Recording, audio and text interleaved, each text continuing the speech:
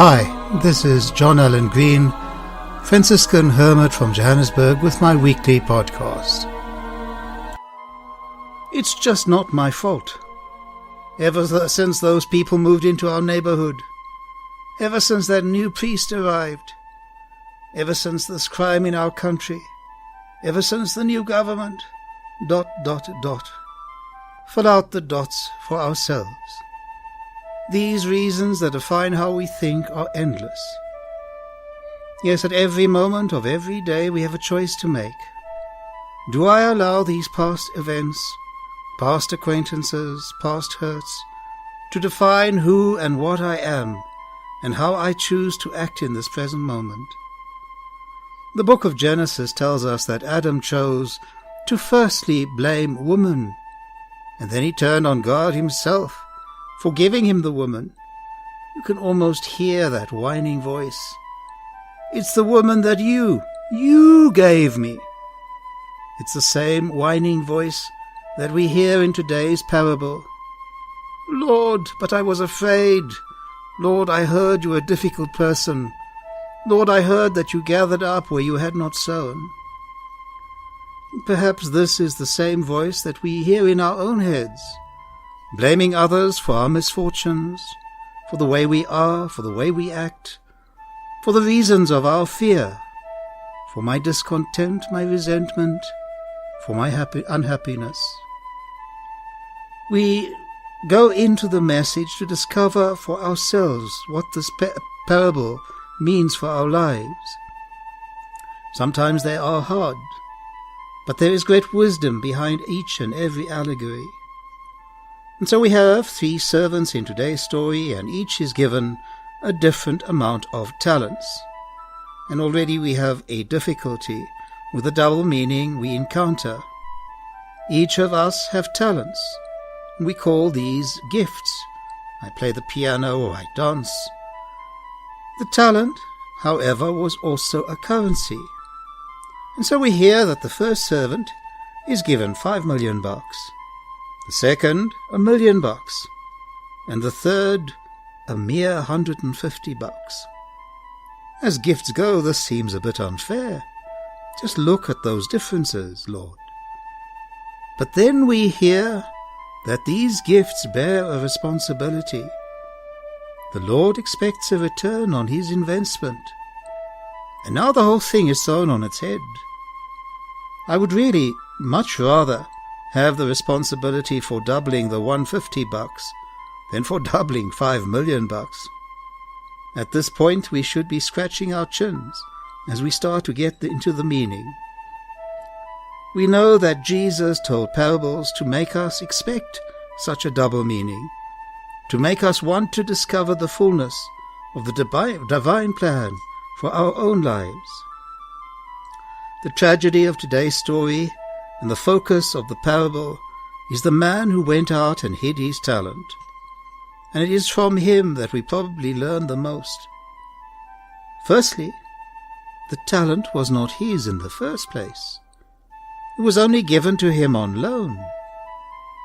Second, Jesus shows the people bury their gifts primarily out of fear. It is fear that keeps us wearing those masks, fear that makes me lash out at others with my unbaptized tongue. Thirdly, the whole parable illustrates that regarding spiritual gifts, one never ever loses what we use. This is a powerful lesson. If we use the gifts that God has given us, we will not lose. Yes, I can easily lose $150 or $5 million for that matter. But what about the gift of faith, the gift of hope, and that greatest gift of all, the gift of love? As I share my faith with others, it is my own heart that burns within me. As I share my gift of hope, my own foundation becomes ever firmer. And what of the greatest of all gifts, the gift of love? Is it not true that as I perform the actions of love, do they not engender within me the feelings of that love? The one who was punished never even tried. So Jesus calls him wicked and lazy. He passively regarded spiritual things. That doomed him. Comparing this parable to the parable of the 10 virgins, we see a few interesting contrasts. The 5 foolish virgins suffered because they let what they had run out. The servant with 1 talent never even used what he had. The virgins failed because they thought their job was too easy, while this servant fails because he thought it was too hard. The servant's true character comes out in his defense before the master and in the master's condemnation. "Lord, I knew you were a hard man, a difficult person, reaping where you have not sown, and gathering where you have not scattered." This is the first lie. Not having this belief, we see the other 2 servants immediately go off to work, never suggesting that they think their master is harsh or greedy. The wicked servant justifies his own lack of growth by blaming God himself. "It was too hard, Lord." He accuses God of an insensitive and demanding evaluation. That is why Christ calls him wicked. He calls God a liar and accuses the master of exploitation and avarice. Blaming his master and excusing himself, the servant with 1 talent fell into the temptation of resentment and fear. And together, these are a deadly combination.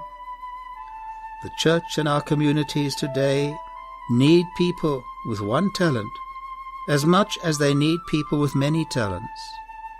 Let us consider someone like William Shakespeare, indeed most talented with words, and considered by most to be the greatest writer in the English language.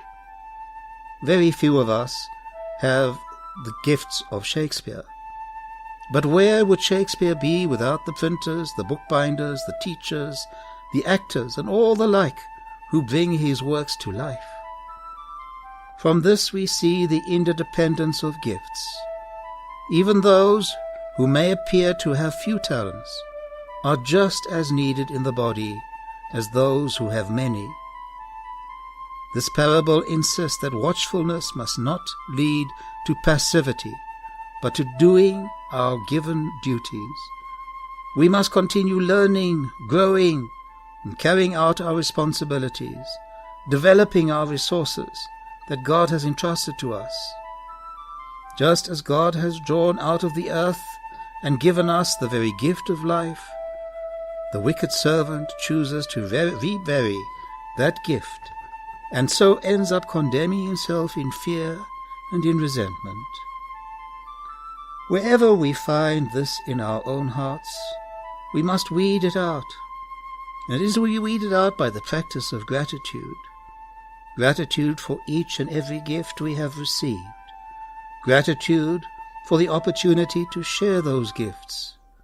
And gratitude for the greatest of all gifts, the gift of Jesus the Christ himself. May the Lord grant you peace.